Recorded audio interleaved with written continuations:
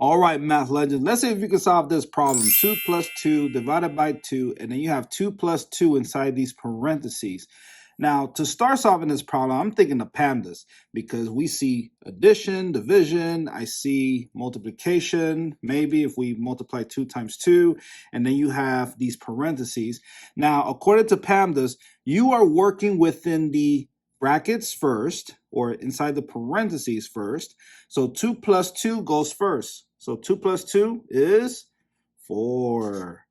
And then I bring down everything else. So I bring down the 2 times, and then the division symbol, the 2 down, the plus, and the 2 down.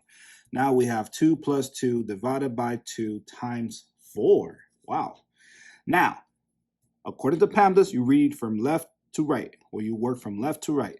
So 2 plus 2 will not go first because division is a higher level than addition, and division and multiplication are within its level. So you just read from left to right there. So we'll start with 2 divided by 2, which equals 1, and then bring down the times symbol or the multiplication symbol down, and then bring down the addition symbol down, and then bring down the 2.